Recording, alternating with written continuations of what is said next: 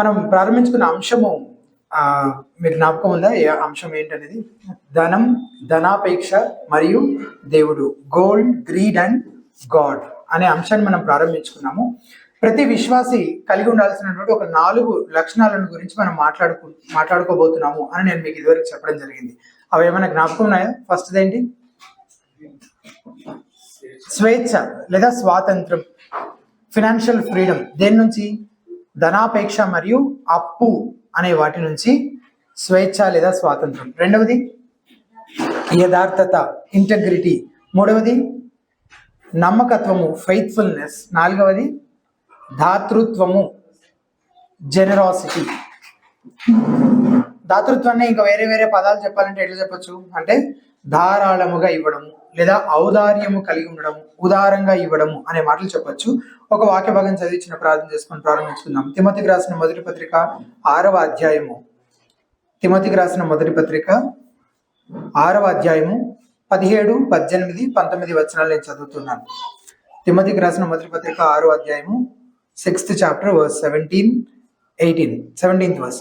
ఇహమందు ధనవంతులైన వారు గర్విష్ఠులు కాక అస్థిరమైన ధనమునందు నమ్మిక ఉంచక సుఖముగా అనుభవించుటకు సమస్తమును మనకు ధారాళముగా దయచేయు దేవుని యందే నమ్మిక ఉంచునని ఆజ్ఞాపించుము.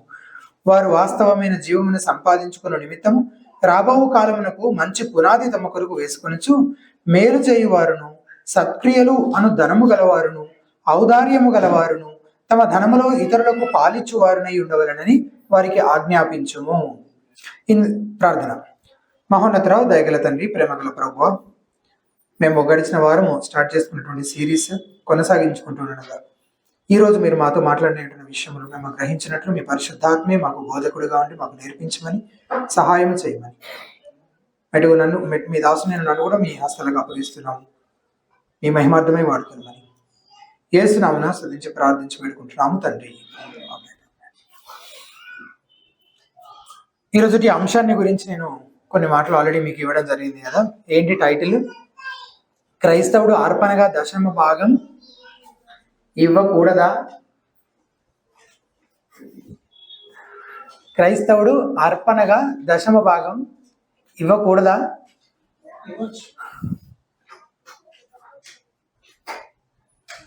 చూద్దాం.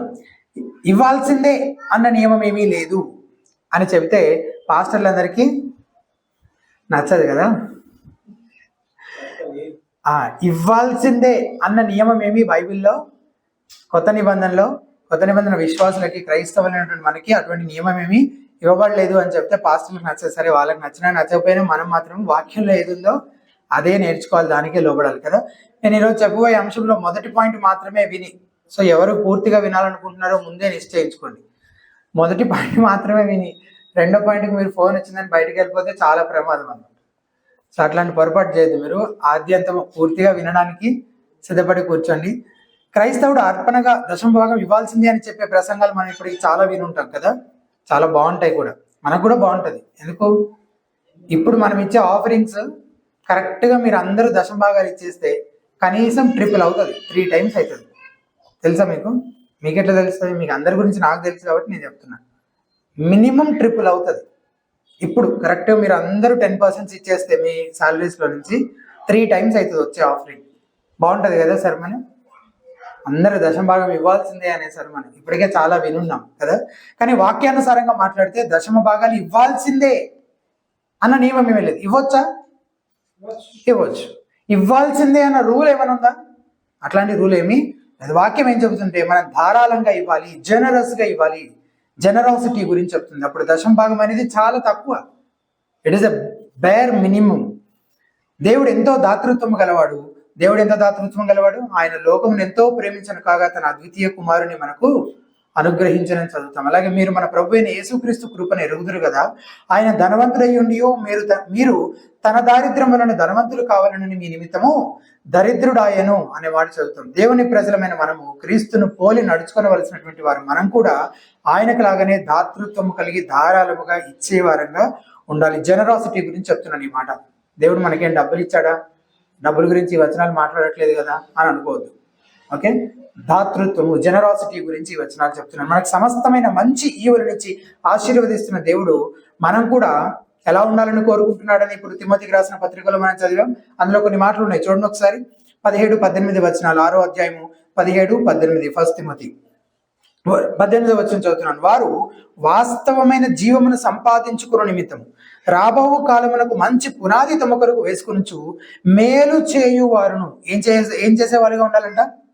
మేలు, instruct them to do good, మేలు చేయువారును, ఇంకా సత్క్రియలు అను ధనము గలవారును, to be rich in good works, ఇంకా ఔదార్యము గలవారును అనే వాటికి ఇంగ్లీష్లో టు బి జెనరస్ అని ఉందన్నమాట. అందుకే నేను ఇందాక 4 పదాలు చెప్పాను కదా. జెనరాసిటీకి ఏవేంటివి? దాతృత్వము, ధారాళంగా ఇవ్వడము, ఔదార్యము, ఉదారంగా ఇవ్వడం అనేది కూడా చెప్తారనమాట. సో ఇక్కడ ఔదార్యము అనే మాట వాడబడింది కదా. అలాంటి వారిగా మనం ఉండాలనే వాక్యం మనకి ఆజ్ఞాపిస్తుంది. ఔదార్యము గలవారుగా మనం ఉండాలి, తమ ధనములో ఇతరులకు పాలిచ్చు వారే మనము ఉండాలి అని చెప్తుంది. అసలు ఔదార్యం అంటే ఏంటి? ప్రభు పని కోసం దశంభాగం ఇచ్చేస్తే అదే ఔదార్యం కదా. నెల 10% ఇచ్చేస్తే చాలా ఔదార్యము, చాలా దాతృత్వము అని అనేసుకుంటూ ఉంటాం మనం చాలాసార్లు. మొదటి విషయం పాయింట్ 1, ఫస్ట్ పాయింట్ మనం ఈరోజు ఆలోచించబోతుంది. అర్పణ విషయంలో దశంభాగం అనేది కొత్త నిబంధన ప్రమాణమేనా? Is it a new testament standard? చాలా మంది గివింగ్ గురించి మాట్లాడుతూ ఒక వచనం కోట్ చేస్తుంటారు. ఏ వచనము? మలాకి గ్రంథం 3వ అధ్యాయం 10వ వచనం. చూడండి ఒకసారి, ఎంత బాగుంటుందో అసలు. చదవగానే మీకు కూడా ఫ్రేమ్ కట్టించుకోవాలనిపిస్తుంది. మలాకి గ్రంథం 3వ అధ్యాయం 10వ వచనం.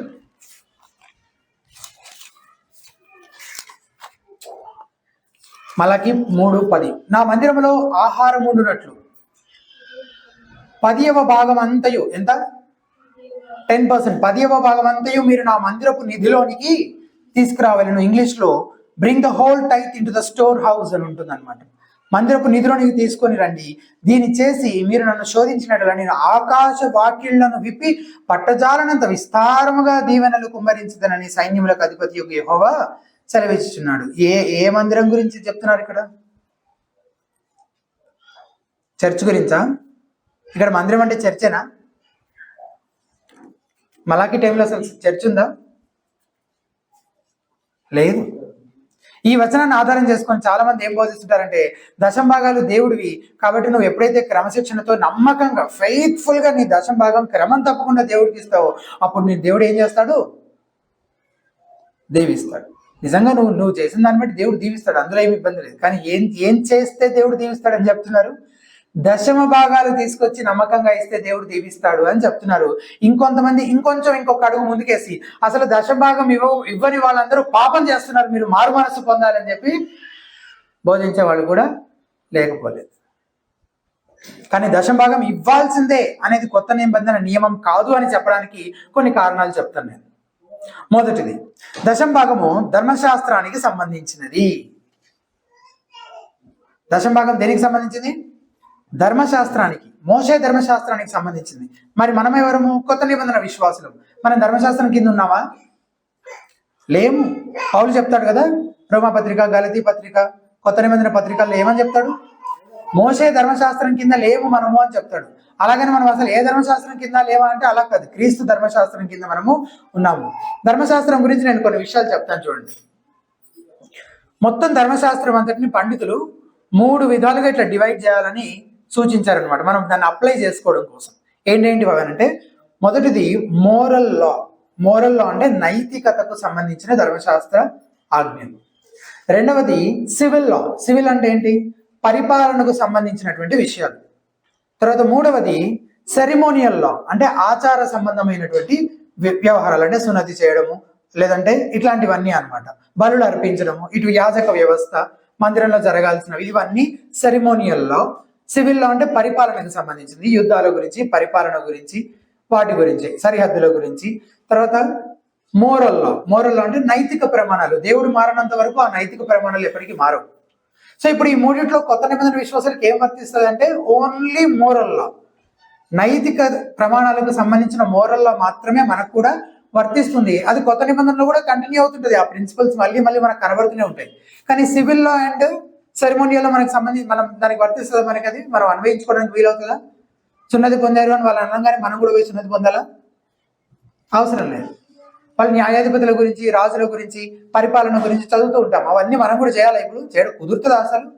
అక్కడున్న చట్ట వ్యవస్థ ఇక్కడ అమలుపరచడం సాధ్యపడుతుందా? అక్కడున్న శిక్షలు అవన్నీ అవేవి ఇక్కడ సాధ్యం కాదు. అవన్నీ ఎవరికి మాత్రమే చెందినవి? ఇజ్రాయెల్ జనాంగానికి మాత్రమే సంబంధించినవి.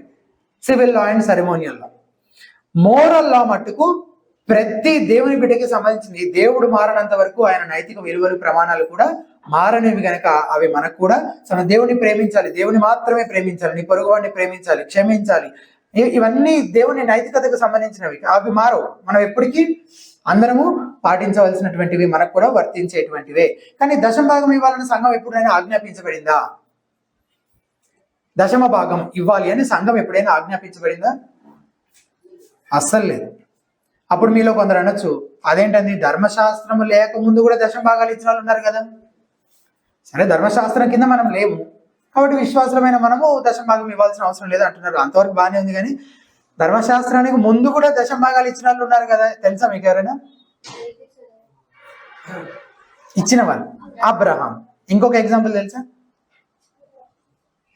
యాకోబు. ఓల్డ్ టెస్ట్మెంట్ కొంచెం చదువుకుంటూ ఉండాలి మనం. ఇందాక నేను న్యూ టెస్ట్మెంట్ గురించి చెప్పాను కదా.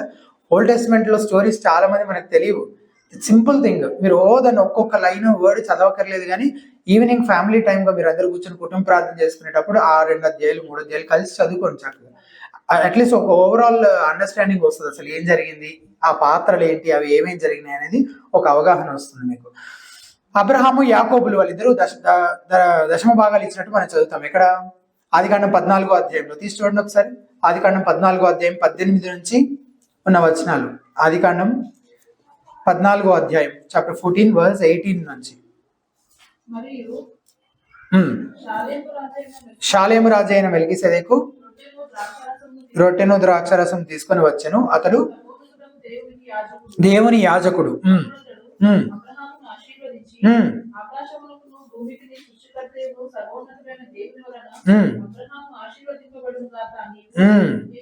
నీ శత్రువులను నీ చేతికి అప్పగించిన సర్వోన్నతులకు దేవుడు స్తుతింపబడును గాక అని చెప్పాను. అన్నిటిలో అంటే ఎన్నిటిలో? వేటిట్లో?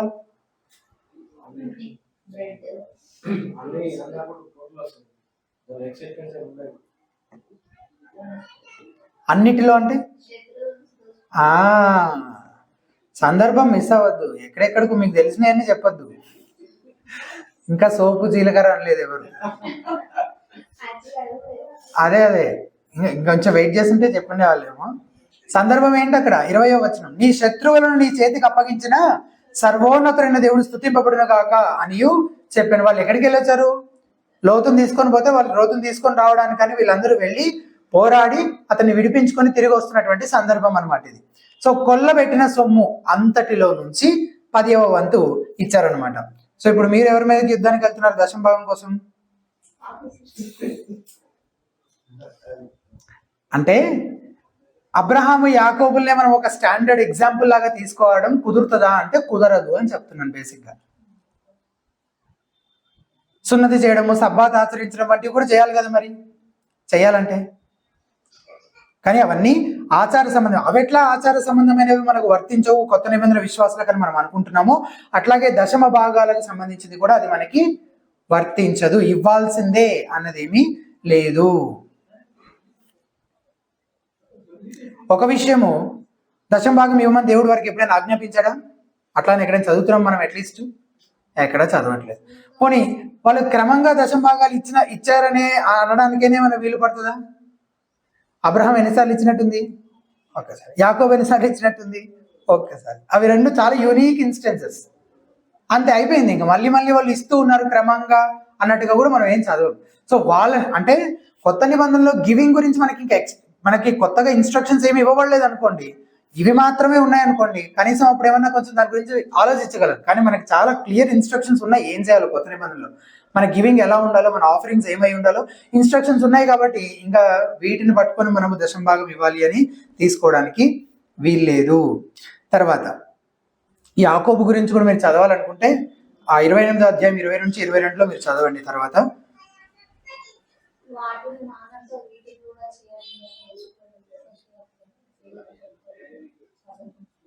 అన్ని నైతికతకి సంబంధించినవి, వాటికి సంబంధించినవి, ఆచార సంబంధమైన అసలు కాదు. If that is the case, Christ sacrifice would be in vain అని పాల్స్ ఆర్గ్యుమెంట్. అదే అంటే కొన్ని ఉన్నాయి ఇక్కడ వాళ్ళ దగ్గర. ఏంటవి? ఇప్పుడు సున్నతి పొందాలి అని అనుకున్న వాళ్ళు ఉన్నారు అనుకోండి, నువ్వు సున్నతి పొందాలని అనుకోవడమే పాపం, అసలు నువ్వు బిలివెరివే కాదు అని అనొద్దు అని అంటున్నాడు. సేమ్ అట్లనే దశభాగం ఇవ్వాలి అని కొంతమంది అప్పటికే వాళ్ళకి అలవాటు అయిపోయి ధర్మశాస్త్రానికి దాంట్లో ఉన్న వాటికి లోబడుతూ వస్తున్నారు కదా. అవి గాస్పల్ని ఎఫెక్ట్ చేయనంత వరకు, సువార్తకు వ్యతిరేకించినంత వరకు కొన్ని అట్లాంటివి ఉంటే మీరు ఓపికతో సహనంతో వాళ్ళకి అర్థమయ్యేటట్టు చెప్పి వాళ్ళకి నేర్పించండి అన్నట్టుగా చెప్తాడు అనమాట కొన్ని సందర్భాల్లో. కానీ మరీ ఖండితంగా ఉంటే ఏమవుతుంది, మొత్తానికి వాళ్ళు చర్చిలోకే రాకుండా, చర్చిలో అంటుకట్టబడకుండా వెనక్కి వెళ్ళిపోయే అవకాశం ఉంటుంది. కాబట్టి జాగ్రత్తగా ఉండండి అని చెప్తున్న సందర్భాలు మనకి ఇంకా కొన్ని కూడా కనపడతాయి. పౌలు కూడా చెప్తారు అట్లాంటివి కొన్ని. దేవుడు యాకోబు పైన మహా కనికరం చూపించి వీటిని లక్ష్య పెట్టకుండా యాకోబును కూడా కాపాడుతూ వచ్చాడు. కానీ దశభాగం ఇవ్వాల్సిందే అని చెప్పబడింది ధర్మశాస్త్రంలో. ఆ ధర్మశాస్త్రం కింద విశ్వాసమైన మనము లేము అనేది మొదటి కారణం. రెండవ కారణం, దశభాగం అనేది ఇజ్రాయేలు దేశ పౌరులు వారి ఇష్టాలతో నిమిత్తం లేకుండా చెల్లించే పన్ను, ట్యాక్స్ లాంటిది అనమాట. విశ్వాసమైన మనం ఆ దేవుడు పరిపాలిస్తున్నటువంటి దేశం, ఇజ్రాయెల్ దేశం యొక్క పౌరులు మనం ఇజ్రాయెల్ ప్రజలమా? మనము కాదు కదా. పాత నిబంధనలో 2 రకాల అర్పణలు ఉండేవి.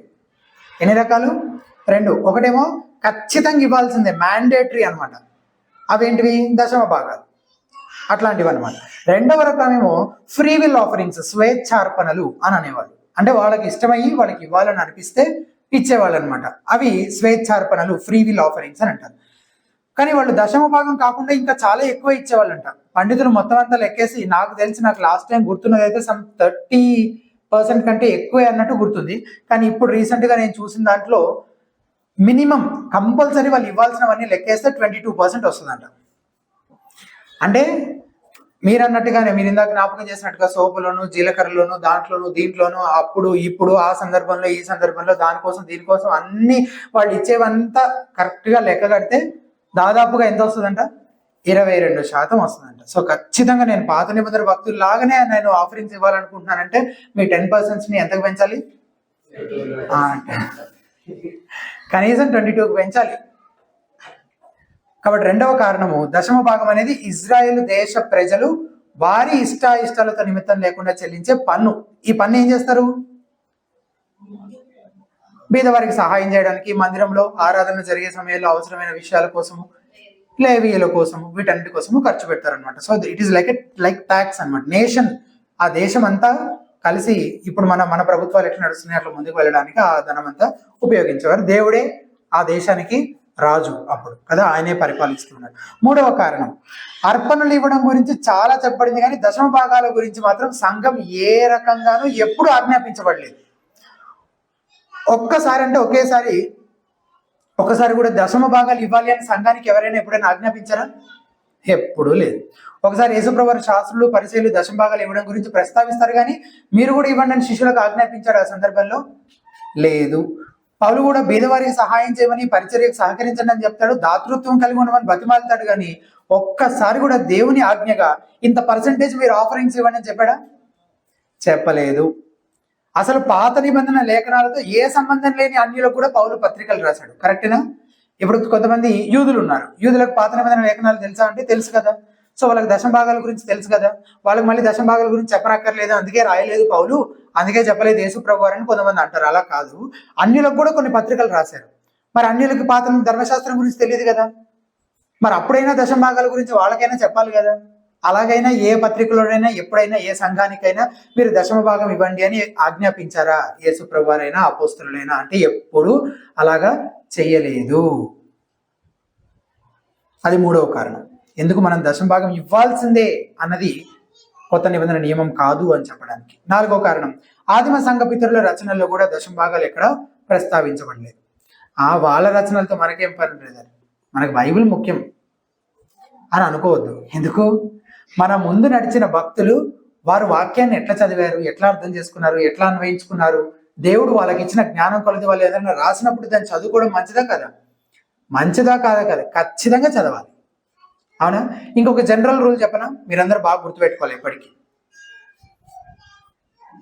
మన ముందు నడిచిన భక్తులు ఎవ్వరికీ కనిపించిన ఒక కొత్త భావం ఏదైనా వాక్యంలో మనం కనుక్కోగలిగామంటే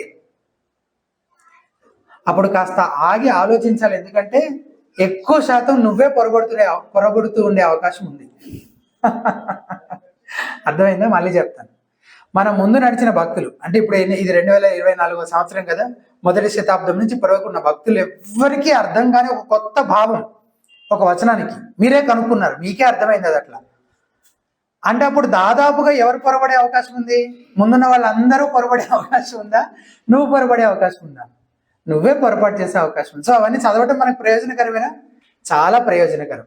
అట్లా మీరు చూస్తే 1st century, 2nd century, 3rd century early church fathers యొక్క రైటింగ్స్ ని ఎగ్జామిన్ చేస్తే ఎక్కడ దశమ భాగం గురించిన ప్రస్తావనే కనబడదు మనకి. అది ఇంకో సమస్య అనుకోండి. కానీ యేసు ప్రభువు దాని గురించి చెప్పలేదు, అపోస్తలుడు దాని గురించి ఆజ్ఞ ఎక్కడా కూడా ఇచ్చినట్లేదు. ఆదిమ సంఘ పితరులు కూడా దశమ భాగం ఇవ్వాల్సిందే, ఇవ్వడం గురించి మాట్లాడట్లేదు. ఆ డిస్టింక్షన్ మీరు జాగ్రత్తగా అర్థం చేసుకోండి. దశమ భాగం ఇవ్వచ్చా? ఇవ్వచ్చు. ఇవ్వాల్సిందే అన్న నియమం ఏమైనా ఉందా? లేదు. అంటే ఏంటి దాని తేడా? నువ్వు 5% ఇవ్వాలంటే ఇవ్వచ్చా? ఇవ్వచ్చు. 15 ఇవ్వాలంటే ఇవ్వచ్చా? 30, 100 ఇవ్వచ్చు.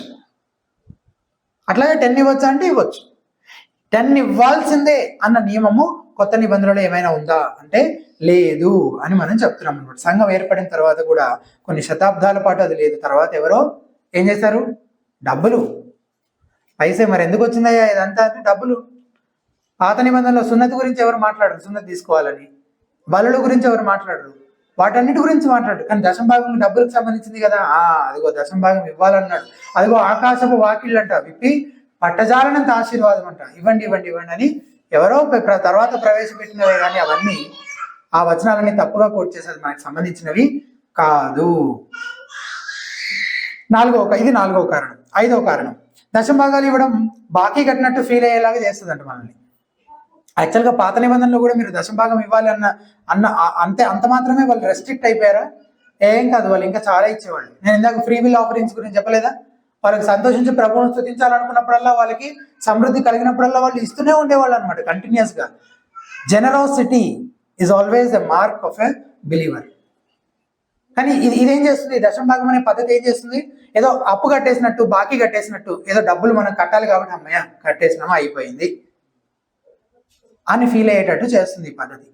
ఎప్పుడు స్వచ్ఛందంగా ప్రేమతో దేవుని కృపకు స్పందనగా చేయాల్సినటువంటి పని. అలాగే దశమ భాగం ఇచ్చేసి అమ్మయ్య ఇక నా పని అయిపోయింది అని చేతులు దులిపేసుకునేలా చేస్తుంది ఈ పద్ధతి. కానీ ధర్మశాస్త్రం కింద భక్తులు కూడా ఎప్పుడు అలాగా చేయలేదు. వాళ్ళు స్వేచ్ఛార్పణలు చెల్లించారు, ఇంకా చాలా ఎక్కువగానే చేసేవారు. కానీ నేడు చాలా సంఘాల్లో పాటిస్తున్న దశమ భాగాలు అనే పద్ధతి ఒక వ్యక్తి అర్పణలు ఇచ్చే విషయంలో దశమ భాగానికే పరిమితం అయ్యేలాగా చేస్తుంది అనమాట.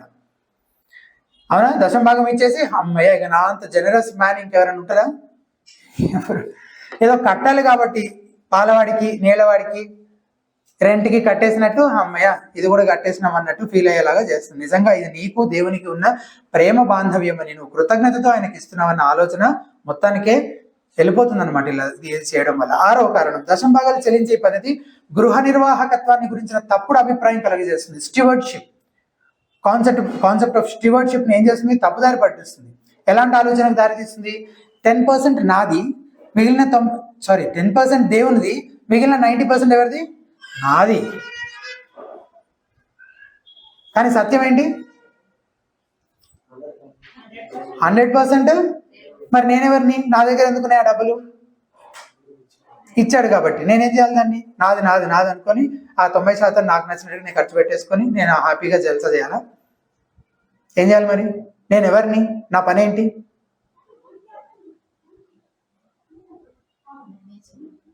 Exactly, we are managers, stewards, నిర్వాహకులము.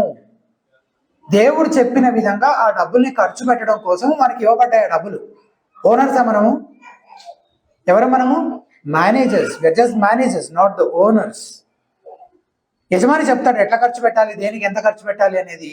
మనం ఏం చేయాలి? వాటిని నమ్మకమైన గృహ నిర్వాహకుని వలె, యాజ్ గుడ్ స్టీవర్డ్స్, వాటిని దేవుని మహిమార్థమే మనము ఖర్చు పెట్టే వారంగా మనం ఉండాలి. ఈ ఆలోచన ఏం చేస్తుంది?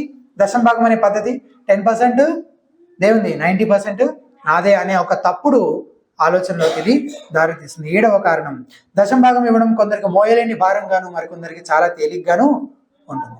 ఒక కుటుంబం యొక్క ఆదాయం 1,00,000 రూపాయలు అనుకోండి, 10,000 ఇవ్వడం వాళ్ళకి తేలికేనా? తేలికే. వాళ్ళతో పోలిస్తే 50,000 జీతం వచ్చే వాళ్ళకి 5,000 ఇవ్వడం కొంచెం కష్టం, కానీ పర్వాలేదు. ఎందుకు? 45,000 ఉన్నాయి వాళ్ళు బ్రతకడానికి. ఇప్పుడు మనం ఉంటున్న సొసైటీలో 45,000 సరిపోతాయా? సరిపోతాయి చక్కగా ఒక ఫ్యామిలీ సస్టైన్ అవ్వడానికి. మరి 10,000 జీతం వచ్చే వాళ్ళకి 1,000 రూపాయలు ఇవ్వడం, వాళ్ళు మిగిలిన 9,000 తోటి కుటుంబం అంతా బతకాలి. 5,000 వచ్చే వాళ్ళకి 500 ఇవ్వడం ఇంకా కష్టం. సో ఈ పద్ధతి ఏం చేస్తుంది? కలిగినవాడు యాక్చువల్గా వాడు 10,000 కాదు, వాడు 50,000 ఇచ్చినా మిగిలిన 50,000 తోటి వాడు బ్రతకచ్చు. లేని వారి మీద అధిక భారాన్ని ఉన్నవారికేమో వాళ్ళు ఇవ్వలేకుండా దానికే రెస్ట్రిక్ట్ అయిపోవడానికి ఈ పద్ధతి ఏం చేస్తుంది? ఏ రకంగానూ ఉపయోగకరంగా ఉండదు. ఇటువంటివి కొత్త నిబంధన బోధించడం లేదు. ఇవి ఒక 7 కారణాలు. దశమ భాగం ఇవ్వాల్సిందే అనేది కొత్త నిబంధన ప్రమాణము కాదు అని చెప్పడానికి. ఇక మనము ధ్యానించబోయే సెకండ్ పాయింట్ ఏంటి ఈరోజు? 2వ పాయింట్. మరి కొత్త నిబంధన ప్రమాణం ఏంటి? సరే దశమ భాగం కాదు, మరి అవునేంటి? అసలు ప్రమాణం ఏంటి? What is the standard? New testament standard. దాతృత్వము కలిగి ధారాళంగా ఇవ్వడమే కొత్త నిబంధన ప్రమాణం. జెనరాసిటీ, జెనరస్ గివింగ్, దాన్ని గ్రేస్ గివింగ్ అని కూడా అంటారు. ఈ మాట మీరు గుర్తుపెట్టుకోండి, దాన్ని అర్థం చేసుకోవడానికి కూడా ప్రయత్నం చేయండి. ఏమంటారు దాన్ని? ఏమనొచ్చు? గ్రేస్ గివింగ్ అంటే ఏంటి? దేవుని కృప చేత ప్రభావితం చేయబడి దేవుని కృపకు స్పందనగా కృతజ్ఞతతో ఇచ్చే అర్పణ. దేవుడు మన ఇంట్లో కృప చూపించాడు కదా, ఆయన కృప చూపించడానికి కృతజ్ఞతతో విత్ గ్రాటిట్యూడ్ మనం ఇచ్చేటువంటి అర్పణ గ్రేస్ గివింగ్. బలవంతం ఏమి లేదు ఇందులో, ఖచ్చితంగా ఇంత ఇవ్వాల్సిందే అన్న నియమం ఏమీ లేదు. ఈ మాట చెప్పగానే చాలా మంది అయితే ఎంత పడితే అంత ఇవ్వచ్చు, ఎప్పుడు పడితే అప్పుడు ఇవ్వచ్చా అన్నట్టుగా ఆలోచిస్తుంటారు. అలా కాదు. 2 ఎక్స్ట్రీమ్స్ ఉన్నాయన్నమాట ఇక్కడ. ఏంటి ఎక్స్ట్రీమ్స్? ఫస్ట్ ఎక్స్ట్రీమ్ ఏమో ఒకటి లీగలిజం అంటారు. దాన్ని ఏమంటారు? లీగలిజం అంటే లీగలిజంలో ఉన్న వాళ్ళందరూ ఏ ఆలోచనలో ఉంటారు? నేనే ఆ మంచి పని ఈ మంచి పని చేసేసి దేవుని ముందు నన్ను నేను యోగ్యునిగా నిలబెట్టుకుంటేనే అప్పుడు నేను పరలోకానికి వెళ్తాను అని ప్రయాసపడతా ఉంటారు అనమాట. సో ఇది చేయాల్సిందే, అది చేయాల్సిందే, ఇది చేయాల్సిందే అని ఒక పెద్ద లిస్ట్ పెట్టుకొని పరిసయ్యుల్లాగా శాస్త్రులాగా అవన్నీ చేసుకుంటూ కూర్చుంటారు అనమాట. ఎందుకు? అవన్నీ చేస్తేనే పరలోకం వస్తుంది అనే ఆలోచనతో. ఇప్పుడు సండేస్ ప్రతి ఆదివారం చర్చికి రావాలి, ఎప్పుడైనా రాలేకపోవడం పాపమా? రావాల్సిందే అని చెప్పడం లీగలిజం. బైబిల్ చెప్పనటువంటి ఆజ్ఞరూపకంగా చెప్పనటువంటివి ఆజ్ఞలుగా చెప్పడం, పాపము అని చెప్పనటువంటివి పాపము అని చెప్పడం అంతా లీగలిజమే. రెండవది ఏంటి? ఇది దేనికి దారితీస్తుంది? ఇప్పుడు నేను చేసే పనులు కదా ఇవన్నీ. సో ఇది గర్వానికి, అతిశయించడానికి, ఒకవేళ ఇవ్వలేకపోతే కృంగిపోవడానికి, డిసప్పాయింట్ అయిపోవడానికి. ఈ లీగలిజం కింద ఇటువంటి బోధ కింద ఉన్నటువంటి వాళ్ళు ఏదైనా చేయలేకపోతే ఎంత నొచ్చుకుంటా ఉంటారు, విపరీతంగా బాధపడిపోతుంటారు. ఎందుకు? నీ ప్రభు అంత అర్థం చేసుకోలేని వాడు. నిన్ను ఏదైనా హాస్పిటల్కి వెళ్ళావు, రాలేకపోయావు, అది ఆయన అర్థం చేసుకోలేడా? కానీ వీళ్ళకేంటి? అమ్మో భక్తి చేయకూడదు, అది మానేయడం కూడా ఏదో పెద్ద పాపం అన్నట్టు చెప్పేవాళ్ళు చెప్పడము. లీగలిజం అనేది అదొక ఎక్స్ట్రీమ్. రెండో ఎక్స్ట్రీమ్ అంటే ఏం చేసినా పర్వాలేదు, ఎట్లయితే అట్లా చేసుకోవచ్చు, మనకి ఇష్టం వచ్చినట్టు చేసుకోవచ్చు. లిబరలిజం అని అంటారు. లేదా లైసెన్షియస్నెస్, మనకు లైసెన్స్ వచ్చేసింది, మన ఇష్టం వచ్చినట్టు చేసుకోవచ్చు. ఇంకా దశమ భాగం ప్రమాణం కాదంటే ఎంత హ్యాపీ అసలు. అది కూడా ఇచ్చే పని లేదు. అది కాదు నేను చెప్పేది.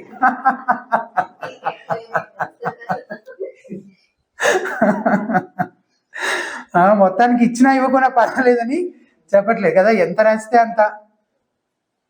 ఇది కేవలం మన శరీరాన్ని తృప్తిపరచుకోవడానికి మన డబ్బులన్నీ మనమే ఖర్చు పెట్టేసుకునేలాగా దారి తీస్తుంది తప్ప గ్రేస్ గివింగ్ అంటే అది కాదు. చాలా మంది ఇలా అపార్థం చేసుకుంటారు. సో గ్రేస్ గివింగ్ అంటే ఏది గ్రేస్ గివింగ్ కాదో చెప్తాను నేను క్విక్గా. ఒక 4 పాయింట్లు టకటగా చెప్పేస్తాను, మీరు వినే ప్రయత్నం చేయండి. గ్రేస్ గివింగ్ అంటే బాధ్యతారహితంగా వ్యవహరించడం కాదు. It is not being irresponsible. అప్పుడప్పుడు ఎప్పుడు పడితే అప్పుడు ఎంత ఇచ్చినా పర్వాలేదు అన్నది కాదు. అందుకు భిన్నంగా గ్రేస్ గివింగ్ ప్రణాళికాబద్ధంగా, ప్లాన్డ్గా, క్రమంగా ఇచ్చేదే గ్రేస్ గివింగ్, కన్సిస్టెంట్గా. సో అది గ్రేస్ గివింగ్ అంటే అట్లా అని చెప్పట్లేదు ఎప్పుడు పడితే అప్పుడు ఎంత పడితే అంత ఇవ్వచ్చు అని, ఇర్రెస్పాన్సిబుల్గా, ఇండిసిప్లిన్గా ఉండమని అలా దాన్ని గ్రేస్ గివింగ్ అనము. రెండవది ఫీలింగ్స్ పైన ఆధారపడి ఇచ్చేది కాదు. ఈ వారు నాకు 10,000 ఇవ్వాలనిపించింది కాబట్టి ఇచ్చాను, వచ్చేవారు నాకు 100 రూపాయలు ఇవ్వాలనిపించింది కాబట్టి 100 రూపాయలు ఇచ్చాను అని నీ ఫీలింగ్స్ పైన ఆధారపడి ఇచ్చేది కాదు. మూడవది గ్రేస్ గివింగ్ అంటే ధర్మశాస్త్రం ఆజ్ఞాపించిన దానికంటే తక్కువ చేయడం కాదు, దేవుని కృప అంతకంటే ఇంకా ఎన్నో రెట్లు ఎక్కువ ఇచ్చే విధంగా మనల్ని ప్రేరేపిస్తుంది. ధర్మశాస్త్రం ఎంత చెప్పింది? 10% చెప్పింది. సో గ్రేస్ గివింగ్ అంతకంటే తక్కువ ఇచ్చేలాగా కాదు, అంతకంటే ఎక్కువ ఇచ్చేలాగా మనల్ని ఏం చేస్తుంది? దేవుని కృప మనల్ని ప్రేరేపిస్తుంది. గ్రేస్ గివింగ్ అంటే మిగిలిపోయినవి ఇవ్వడం కాదు, మొత్తం నెలసరి నెల రాగానే ఏమేం కట్టుకోవాలని నేను రాసుకుంటా ఉంటాను అనమాట. మొత్తం అన్ని లిస్ట్ అన్ని కట్టేసిన తర్వాత ఆ మిగిలింది ఏమనంటే అప్పుడు ఆలోచిద్దాంలే అనేది కాదు. God deserves the best. శ్రేష్టమైనవి మీకు దేవుడు అనుగ్రహించిన వాటిలో శ్రేష్టమైనవి మీరు ప్రభుకి ఇవ్వవలసినటువంటి, మనం దేవుని మన పూర్ణ హృదయంతో, పూర్ణ మనస్సుతో, పూర్ణ బలముతో ప్రేమిస్తే మన బిల్స్ అన్ని కట్టేసిన తర్వాత మిగిలిపోయినవి ఇవ్వడం కాదు. God deserves the first place. నీ జీతం రాగానే, నీ ఇన్కమ్ రాగానే నువ్వు మొదట ఫస్ట్ తీసి పక్కన పెట్టాల్సింది ఏంటి? దేవునికి నువ్వు నిశ్చయించుకున్న అర్పణ ఎంత ఇవ్వాలని నువ్వు నిశ్చయించుకున్నావు, అది ముందు పక్కన పెట్టేవారు. గ్రేస్ గివింగ్ అంటే ఏది కాదో ఇప్పుడు చూస్తూ వచ్చాము. మరి గ్రేస్ గివింగ్ అంటే ఏంటో మనము ఆలోచించాలి. అందుకు మన మాదిరి దేవుడే కనుక కొరింథీయులకు రాసిన 2వ పత్రిక 8వ అధ్యాయం 9వ వచనం నుంచి మనం ప్రారంభిద్దాం. కొరింథీయులకు రాసిన 2వ పత్రిక 8వ అధ్యాయము 9వ వచనం. ఒక్క నిమిషం. కొరింథీయులకు రాసిన 2వ పత్రిక 2 Corinthians chapter 8 verse 9, 8వ అధ్యాయము 9వ వచనం. మీరు మన ప్రభు అయిన యేసుక్రీస్తు కృపను ఎరుగుదురు కదా, ధనవంతుడయ్యుండి తన దారిద్ర్యం వలన కావాలనని, ఇక్కడ మీరు మీ అనే బదులు మనమని పెట్టుకోవచ్చు కదా, మనము తన దారిద్ర్యం వలన ధనవంతులం కావాలని మన నిమిత్తము ఆయన దరిద్రుడాయను. దేవుడు కేవలం దశంభాగం మాత్రమే ఇచ్చాడా? మన రక్షణకు సంబంధించి నేను ఒక 10% చేస్తాను, మిగిలిన 90% ఎవరు చేయాలి? మీరే చేసుకోవాలి అని అంటే ఎట్లుండేది మన పరిస్థితి?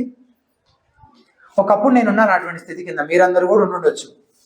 అమ్మో నేను అది చేయాలి, ఇది చేయాలి, ఇంకా అది చేయాలి, ఇంకా అది చేయాలి, ఇంకేదేదో చేయాలి, చచ్చేదాకా చేయాలి, అవన్నీ చేస్తే కానీ నేను రక్షణ పొందుతానన్న నిశ్చయిత నాకు ఉండేది కాదు. ఒకప్పుడు అలాంటి సువార్త విన్నాం, అలాంటి దాని కిందే ఉన్నాం మనం కదా. ప్రభువును హృదయమారా స్తుతించగలిగే పరిస్థితి కూడా మనకి భయంగా పడిపోతున్నాం, రక్షణ పోగొట్టుకుంటామేమో. ఒక 10% నేను చేస్తాను, మిగిలిన 90% మీరు చేయండి అని అన్నాడు దేవుడు. మన రక్షణకు కావాల్సిన సమస్తాన్ని ఆయనే చేస్తాడు. మనం ఏమి చేయలేము, మనం చచ్చిన స్థితిలో ఉన్నటువంటి వారు. ఆయనే మనల్ని రక్షించాలి, మనల్ని తిరిగి బ్రతికించాలి, కానీ మనం ఏమి చేయలేని వారు.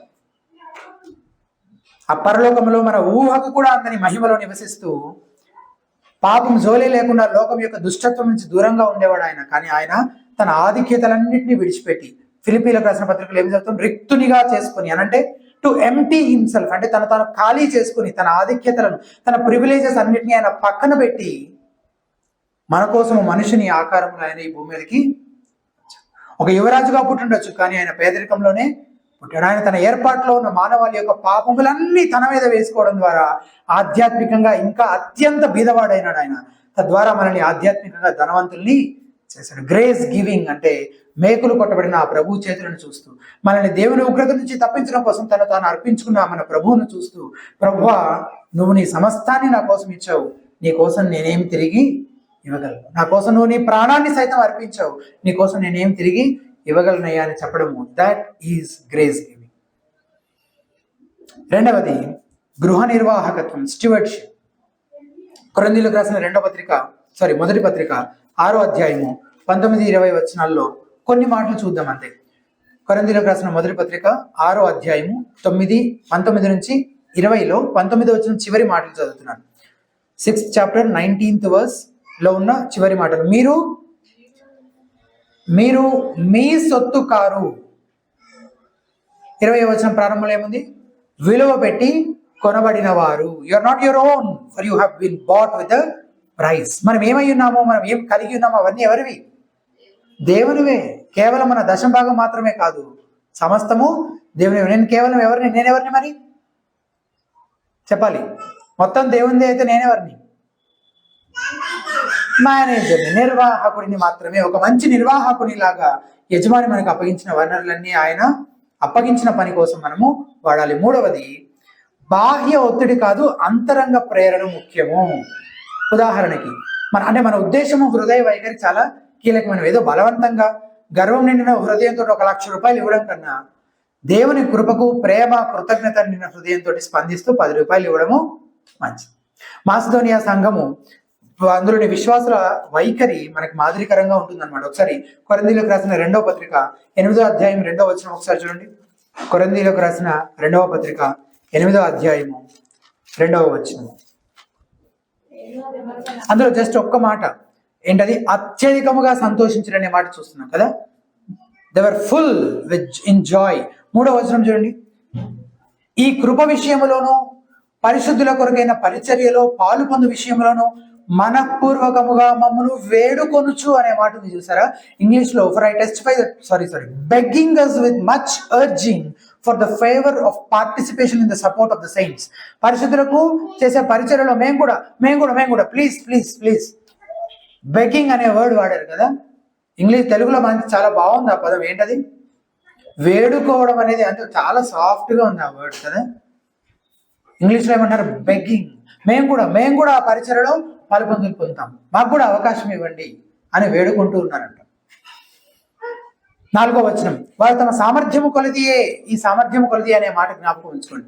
గాక సామర్థ్యము కంటే ఎక్కువగాను తమంతట తామే ఇచ్చినని మీకు సాక్ష్యం ఇచ్చుచున్నాను. 5వ వచనం, ఇదిగాక మొదట ప్రభువునకును దేవుని చిత్తము వలన మాకును తమ్మును తామే అప్పగించుకున్నారు. ఎవరికి అప్పగించుకున్నారంటే మొదట దేవునికి, ప్రభువుకు వాళ్ళు తమను తాము అప్పగించేసుకున్నట్టుగా చూస్తున్నాం. 10వ వచనం, ఇందును గురించి నా తాత్పర్యం చెప్పుచున్నాను. సంవత్సరం క్రిందటనే ఈ కార్యము చేయుట ఎందే కాక చేయ తలపెట్టుట ఎందు కూడా మొదటి వారై ఉండిన మీకు మేలు కావున తలపెట్టుటకు సిద్ధమైన మనస్సు. ఎటువంటి మనస్సు ఉందంట?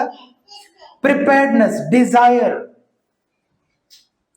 అలాగే మీ కలిమి కొలది సంపూర్తి ఎగునట్టు మీరు ఆ కార్యముని ఇప్పుడు నెరవేర్చుడి. 12వ వచనం, మొదట ఒకడు సిద్ధమైన మనసు కలిగి ఉంటే శక్తికి మించి కాదు కానీ కలిమి కొలదియే ఇచ్చినది ప్రీతికరమగును.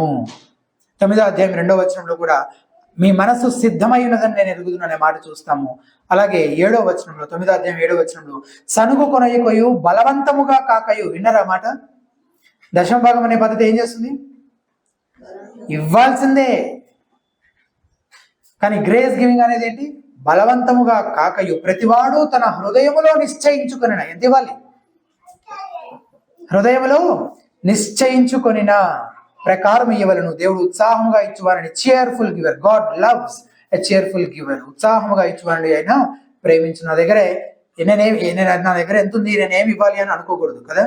నేను ఎంత ఇవ్వగలను అని ఆలోచించుకొని ఒక డిసిప్లిన్ మనము అలవర్చుకోవాలి. పలానా అవసరం ఉంది అని ఎవరో బలవంత పెట్టే వరకు ఎదురు చూడాలా?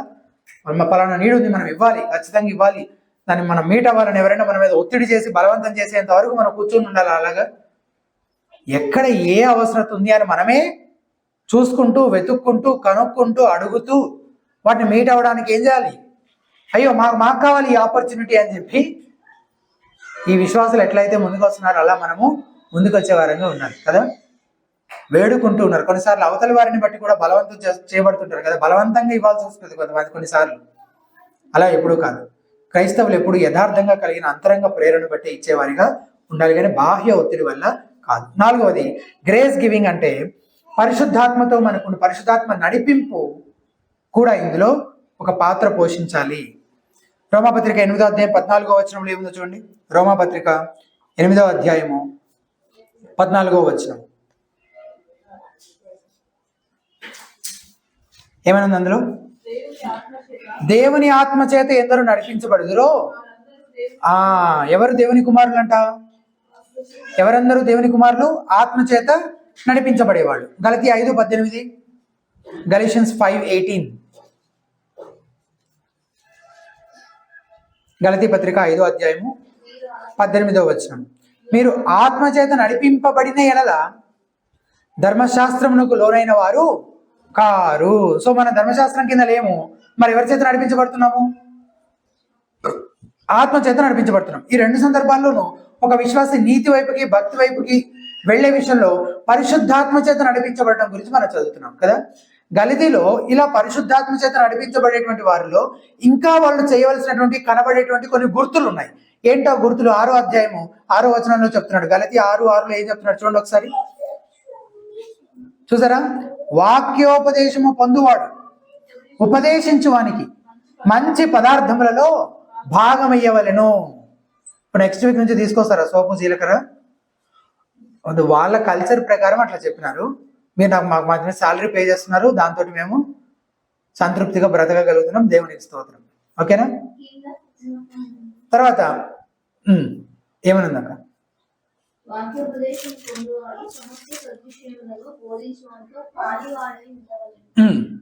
అవును, పాలివారు, టు పార్టేక్, సమస్త మంచి విషయంలో, అది పదార్థమైన విషయమైన అట్లా.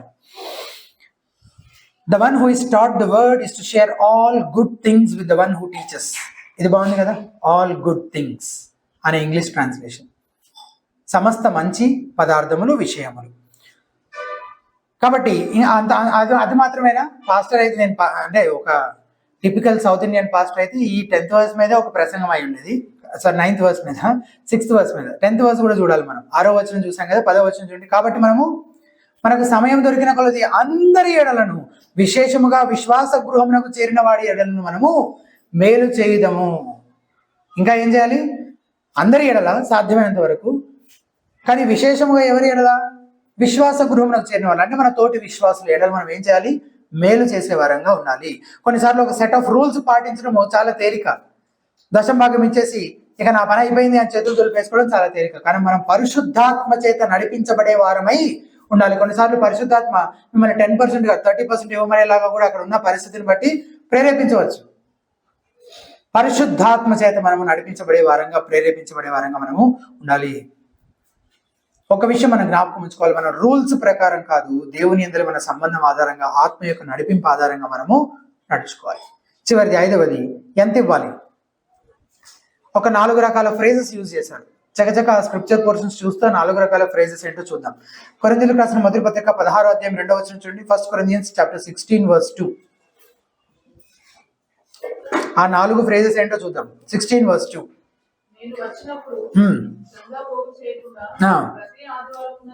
ప్రతి ఆదివారమున మీలో ప్రతివాడును తాను వర్ధిల్లిన కొలది అనే మాట ఉందా? ఏంటది? రిపీట్ చేయండి నాతో పాటు. ఏమనుంది అక్కడ? తాను వర్ధిల్లిన కొలది, తన యొక్క కొంత సొమ్ము నిల్వ చేసుకున్నాడు. అంటే పౌలు ఎప్పుడో వస్తున్నాడు. దేనికోసము? ఇది చర్చికి సంబంధించింది కాదు, యాక్చువల్లీ కొంత చారిటీ ఫండ్ తీసుకెళ్ళడానికి కానీ వస్తాడనమాట పౌలు. వచ్చినప్పుడు ఒకేసారి అంత ఫండ్ రైజ్ చేయడం కుదురుతుందా? కుదరదు. కాబట్టి ఏం చేయమంటున్నాడు? ఆదివారం కూడుకున్నప్పుడల్లా కొంచెం కొంచెంగా పక్కన పెట్టుకుంటూ ఉండండి అని చెప్తున్నాడు. కానీ మనం చూస్తున్న ప్రిన్సిపల్ ఏంటి ఇక్కడ? ఇచ్చేటప్పుడు ఎలా ఇవ్వాలి? ప్రభుకి ఇచ్చేటప్పుడు, ప్రభు పని కోసం ఇచ్చేటప్పుడు వర్ధిల్లిన కొలది ఇచ్చే వరంగా ఉండాలి అనేది మనం చూసేటువంటి ప్రిన్సిపల్. యాక్ట్స్ 11:29, అపోస్తల కార్యాల గ్రంథం 11వ అధ్యాయం 29వ వచనంలో ఏమని చూడండి. అపోస్తల కార్యాల గ్రంథం 11వ అధ్యాయం 29వ వచనం. Acts chapter 11 verse 29. అప్పుడు శిష్యులలో ప్రతి వాడును తన శక్తి కొలది. ఇక్కడున్న ఫ్రేజ్ ఏంటి? అక్కడేమో వర్ధిల్లిన కొలది, ఇక్కడేమో శక్తి కొలది యూదయలో కాపురమున్న సహోదరులకు సహాయం పంపుటకు నిశ్చయించుకొనెను. 2 Corinthians 8 verse 3. కొరింథీయులకు రాసిన 2వ పత్రిక 8వ అధ్యాయము 3వ వచనము.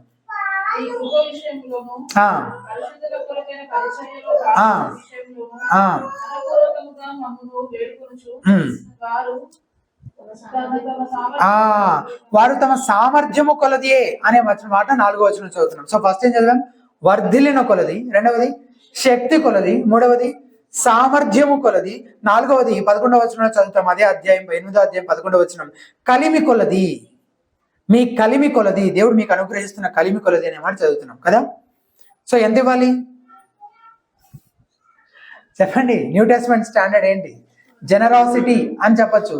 ఇంకా ఎక్కువగా చెప్పాలంటే ఈ ఫ్రేజెస్ అన్ని చెప్పాలి. ఏం చెప్పాలి? కలిమి కొలది, ఇంకా శక్తి కొలది, సామర్థ్యము కొలది, వర్ధిల్లిన కొలది. నీ హృదయంలో నువ్వు ఎంత నిశ్చయించుకుంటావో అంత క్రమం తప్పకుండా క్రమశిక్షణతో ప్రభు సన్నిధి తీసుకొచ్చి అర్పణగా ఇవ్వాల్సిన వారము. అంటే నువ్వు ఒకవేళ 5% ఇవ్వాలని నిశ్చయించుకుంటే ఇవ్వచ్చా? ఇవ్వచ్చు. 10%, 15% ఇవ్వచ్చు కదా.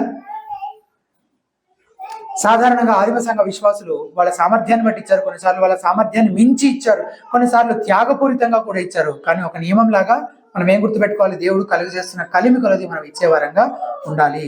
దేవుడు మీకు ఇంకా ఎక్కువ డబ్బులు అనుగ్రహిస్తే ఈ లోకంలో ఏమవుతుంది, చదువులు బట్టి తుప్పు బట్టి దొంగల పాలయ్యే అవకాశం ఉంటుంది కదా. అందుకే మనం ఎక్కడ కూడా ధనం సమకూర్చుకోవాలి, పరలోకంలో కూడా ధనం సమకూర్చుకోవడం మన ప్రయారిటీ అయి ఉండాలి. ప్రభువా, నీ రాజ్యం యొక్క పనిలో నీవు నాకు ఇచ్చిన ఈ ధనాన్ని నేను ఎట్లాగా వినియోగించాలి అని ప్రభు సన్నిధిలో కలిపెట్టి ఆ ప్రకారం మనం ప్రభు పనిలో మన డబ్బుల్ని వెచ్చించే వారంగా ఉండాలి. ఇప్పుడు కలిగిన కొలదంటే, ఇప్పుడు మీకు ఒక నెలలో ఏదైనా అడిషనల్ ఇన్కమ్ వచ్చింది అనుకుందాం. ఆ నెల మీరు ఏం చేస్తారు, కొంత తీసుకొచ్చి ఇస్తారు. దట్ ఈస్ ఓకే, అంతవరకు బాగానే ఉంది. కానీ అది మాత్రమే కాదు, మీ కలిమి కలిగిన కొద్దీ మీరు ఇవ్వడము దానిపైన డిపెండ్ అయి ఉండాలి, దాన్ని ఆధారం చేసుకుని ఉండాలని చెప్తున్నప్పుడు your percentage also must increase. సంవత్సరం మీ ఆదాయము, మీ రాబడి పెరుగుతున్నప్పుడు ఏం పెరగాలి, మీరు ఇచ్చే దశమ భాగం గివింగ్ కూడా పెరగాలి అని అంటే నేనేమంటున్నాను, ఆ పర్సంటేజ్ పెరగాలి. మీరు ఈ సంవత్సరం దశమ భాగం ఇస్తుంటే వచ్చే సంవత్సరం ఎంత ఇవ్వాలి, 15 ఇవ్వాలి కనీసం. అంటే వచ్చే సంవత్సరానికే ఇవ్వాలంటే అది దేన్ని బట్టి ఆధారపడి ఉంటుంది. నేను చెప్పట్లేదు, రూల్స్ ఏం నేను మళ్ళీ తయారు చేయట్లేదు కొత్తది, నేనేం పరిచయండి కాదు, చాలా మంది చేస్తున్న పొరపాటు నేను మళ్ళీ చేయట్లేదు. మీకు పెరుగుతున్న ఇన్కమ్ మీ బట్టి, మీ రాబడిని బట్టి కలిగిన కొలది మీరు ఆ పర్సంటేజ్ సంవత్సరం ఏం చేస్తూ వెళ్ళాలి, పెంచుకుంటూ వెళ్ళాలి. నువ్వు సుఖంగా జీవించడానికి చాలినంత నీకు వస్తున్నప్పుడు దేవుడు నీకు అత్యధిక బహుమానాలు ఇచ్చినట్లు దేవుని పనిలో వాటిని వినియోగించడము నేర్చుకోవాలి. కానీ మనం ఇప్పుడు కలిగి ఉన్న దాంట్లో నుండే ఇవ్వడం ప్రారంభించాలి. ఇది ఎప్పుడు, అబ్బో మన దగ్గర బాగా డబ్బులు వచ్చి నేను బాగా సంపాదించి మంచి ధనవంతునైనాక అప్పుడు ఇవ్వడం మొదలు పెడతానని అంటారా? ఇప్పుడున్న దాంట్లో నుంచి ఇప్పుడు ఇవ్వడం మనము మొదలు పెట్టాలి. మాసిదోనియా వారు కొరింథీయులకు రాసిన 2వ పత్రిక 8వ అధ్యాయం 2వ వచనంలో ఏముంటుందంటే, వారు బహుశ్రమల వలన పరీక్షింపబడగా అత్యధికముగా సంతోషించిరి. 8వ అధ్యాయం 2వ వచనం. మరియు వారు నిరుపేదలైనను వారి దాతృత్వము బహుగా విస్తరించను. ఏంటంట, గుర్తుపెట్టుకుంటారు ఈ మాటలు. బాగా డబ్బులు ఉన్నప్పుడు ఇస్తున్నారు వాళ్ళు, నిరుపేద స్థితిలో కూడా వారి దాతృత్వము బహుగా విస్తరించెను. కానుకల పెట్టెలో డబ్బులు వేసేటువంటి ఒక బీద విధవరాలు గురించి మనం చదువుతాం. యేసుప్రభువారు ఆమెనే, మిగిలిన వాళ్ళందరికంటే ఈమె ఎక్కువ ఇచ్చిందని యేసుప్రభువారు ఆమెను అప్రిషియేట్ చేస్తారు కదా. కలిగిన దాంట్లో నుంచి ఇవ్వడము నేర్చుకోవాలి. ఆ ఇవ్వడంలో కూడా, జనరాసిటీలో కూడా మనం ఏమవ్వాలి, వర్ధిల్లాలి, పెరగాలి. సంవత్సరానికి మనం వర్ధిల్లుతున్న కొద్దీ ఇచ్చే విషయంలో కూడా మనము ఎదగాలి. జార్జ్ ముల్లర్ అనే దైవజనుడు ఆర్ఫనేజ్ రన్ చేశారనమాట. ఆయన దగ్గర చాలా మంది అనాథ పిల్లలు ఉండేవాళ్ళు, ఆర్ఫన్ హోమ్స్. ఆయన గురించి చాలా స్టోరీస్ మీరు కూడా వినుండొచ్చు కదా. ఆయన అంటే జనాలందరి దగ్గరికి వెళ్ళి మీరు ఫండ్ ఇవ్వండి అని అడగడం కంటే కూడా ఆయన రహస్య ప్రార్థనలో దేవుని సన్నిధిలో కనిపెట్టి తద్వారా ప్రార్థన ఫలితంగా కొన్ని మిలియన్ల డాలర్ల ఆర్ఫనేజ్కి ఎప్పుడు వస్తూ, ఆ ఆర్ఫనేజ్ యొక్క అవసరాలన్నీ ఎప్పటికప్పుడు తీర్చబడుతూ, అద్భుత రీతిలో తీర్చబడుతూ ఉండినట్టు చాలా టెస్ట్ మనీస్ జార్జ్ ముల్లర్ మనం వింటాం. కానీ చాలా మందికి తెలియని విషయం ఏంటి తెలుసా, ఆయన వ్యక్తిగత అవసరాల కోసం ఇవ్వబడిన డబ్బుల్లో నుంచి కూడా ఆయన పరిచర్య కోసం ఖర్చు పెట్టేవాడంట. 1870 నుండి చైనా ఇంగ్లాండ్ మిషన్ తరపున పనిచేస్తున్నటువంటి ఒక 20 మంది మిషనరీలకి ఫుల్ సపోర్ట్ అందించాడంట ఆయన. ఎంతమందికి అంటే ఇంకెంత బాగా వచ్చుండొచ్చో అని అనిపిస్తుంది మనకు వెంటనే. కానీ అలా కాదు. ఎందుకో చెప్పనా, 1831 నుంచి 1885 వరకు తన వ్యక్తిగత ఆదాయంలో నుంచి ఆయన 86% ఇచ్చేవాడంట. ఎంత ఇచ్చేవాడంట, 86. ఆ డబ్బులతో ఆయన చాలా చాలా లగ్జరియస్గా బ్రతకచ్చు కదా. కానీ ఆయన చాలా సాదా సీదాగా తన నీడ్స్ అన్ని ఫుల్ఫిల్ అయిపోయిన తర్వాత మిగిలిపోయిన డబ్బులన్నీ దేవుని పని కోసము ఖర్చు పెట్టేశాడు. ప్రతి విశ్వాసి కలిగి ఉండాల్సిన 4 లక్షణాలను గురించి మనం చూస్తూ వచ్చాం. మొదటిది ధనాపేక్ష మరియు అప్పు అనే వాటి నుంచి స్వాతంత్రము, ఫినాన్షియల్ ఫ్రీడమ్. అప్పుడు నువ్వు దేవునికి తప్ప ఇంకెవరికి నువ్వు బానిసవు కాకుండా ఉంటావు అనమాట. నువ్వు డబ్బుల విషయంలో యథార్థత కలిగి, ఇంటిగ్రిటీ కలిగి, నమ్మకమైన గృహ నిర్వాహకునిలా, ఫెయిత్ఫుల్ స్టివర్డ్ లాగా నువ్వు ఉంటే దేవుడు నిన్ను అత్యధికంగా నీకు ఇస్తూ ఉంటాడు, నిన్ను దీవిస్తూ ఉంటాడు. నువ్వు నీ వ్యక్తిగత కుటుంబ అవసరాలు తీరిన తర్వాత మిగిలిన డబ్బులన్నీ ప్రార్థనాపూర్వకంగా దేవుని రాజ్యం యొక్క పనిలో వాడుతూ ఉండాలి. మన సంఘంలో మీరు డబ్బులు ఇచ్చేలా చేయడం కోసము ఏ రకంగానూ ఒత్తిడి కలగజేయడం కానీ, మాటికి మోటివేషనల్ మెసేజ్లు చెప్పడం కానీ, అక్కడ సందర్భం ఉన్నా లేకపోయినా డబ్బుల గురించి మాటికి చెప్పడం కానీ. మీకు జ్ఞాపకం ఉందా నేను డబ్బుల గురించి చివరిసరిగా ఎప్పుడు మాట్లాడాను? అసలు నాకు కూడా జ్ఞాపకం లేదు. అసలు ఈ మధ్యకాలంలో ఎప్పుడు ఉండకపోవచ్చు కూడా. లాస్ట్ వీక్ ఈ టాపిక్ మనం స్టార్ట్ చేసుకున్నది అప్పటి నుంచి కదా. ఏవేవో చేసి మొత్తానికి మిమ్మల్ని మోటివేట్ చేసి డబ్బులు పెట్టడమే పనిగా చాలా మంది ఉంటారు, కానీ మనం అట్లాగా చేయట్లేదు. నీ అర్పణలు నీకు నీ దేవుడికి సంబంధించినటువంటి విషయము. ఆయన శిలువపై నీ ఎడల కనపరిచిన ప్రేమకు నీ స్పందన. ఎవరెవరికో ఇచ్చేస్తుంటారు, అట్లా కాదు. ఎవరికి పడితే వాళ్ళకి ఇవ్వద్దు, ఎవరికి ఇవ్వాలి, ఎంత ఇవ్వాలి అని ఇంకా థర్డ్ పాయింట్ ఉందనమాట. ఆ థర్డ్ పాయింట్ ని మనం నెక్స్ట్ టైంకి మనం ఆలోచించేద్దాం. కొన్ని క్వశ్చన్స్ ఆన్సర్స్ రూపంలో మనం దాన్ని దేవుడు కోరిన విధంగా మనం ఎలా ఇవ్వాలి, ఇచ్చేవారంగా ఎలా ఉండాలనే అంశాన్ని గురించి మనం నెక్స్ట్ టైం ఆ పాయింట్ గురించి మనం ధ్యానిద్దాం. కానీ మన సంఘము నిజంగా దేవుని పనిలో నిమగ్నమై ఆ వైపుగానే పరిచర్య జరిగిస్తుందని మీరు నమ్మితే మీకు కలిగిన కలిమి కొలది ధారాళంగా ప్రభు పట్ల మీకున్న ప్రేమను బట్టి మీరు ఇచ్చేవారిగా ఉండాలి. ఒత్తిడి చేయనంత మాత్రాన అవసరత లేదు అని అనుకోవద్దు. ఓకేనా? పదే దాని గురించి ప్రస్తావించట్లేదు, డబ్బులు ఇవ్వమని చెప్పట్లేదు అంత మాత్రం నీడ్ లేకుండా ఉంటుందా? పరిచర్య అంటే డబ్బులు ఖచ్చితంగా అవసరమే. సో మీరు జ్ఞానయుక్తంగా ఇవ్వడం కోసం సంఘ అవసరాలు సంఘానికి తెలియపరచడం మంచి విషయమా? మంచి విషయమే. అదర్ ఎక్స్ట్రీమ్కి వెళ్ళిపోతారు కొన్నిసార్లు. ఓన్లీ ప్రార్థన, విశ్వాసం అది చెప్పకూడదు. అసలు అవసరాలు ఉంటాయి, అది కూడా కాదు. అవసరాలు చెప్పడం కూడా మంచి విషయమే నేను నమ్ముతాను.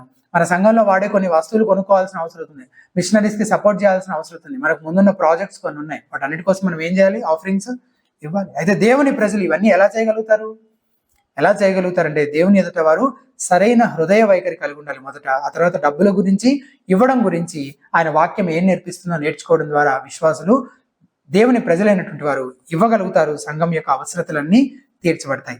చివరిగా జాన్ వెస్లీ గారు ఒకసారి ప్రసంగం చెప్తూ ఉన్నారు. ఆ ప్రసంగం వినడానికి ఒక రైతు వచ్చి కూర్చున్నాడంట ముందు కాంగ్రిగేషన్ లో. వెస్లీ మొదట ఫస్ట్ పాయింట్ 3 పాయింట్స్ చెప్పాడు. Point number 1, get all you can అనేది ఫస్ట్ పాయింట్. అంటే నువ్వు ఎంత సంపాదించగలుగుతావో, ఎంత చేసుకోగలుగుతావు అంతా చేయి, అంతా కష్టపడు, లేజీగా ఉండొద్దు అని చెప్పి ప్రీచ్ చేస్తున్నాడు. ఇట్లాంటి మెసేజెస్లు ఎవరైనా చెప్తున్నారా? కష్టపడి సంపాదించుకోవాలని చెప్పి ఎంకరేజ్ చేస్తున్నారు పాస్టర్ గారు అని చెప్పి ఆ పక్కనున్న వ్యక్తితోటి కూడా ఇతనే ఇంకా అప్రిషియేట్ చేస్తూ మాట్లాడుతూ ఉన్నాడు అనమాట దాని గురించి.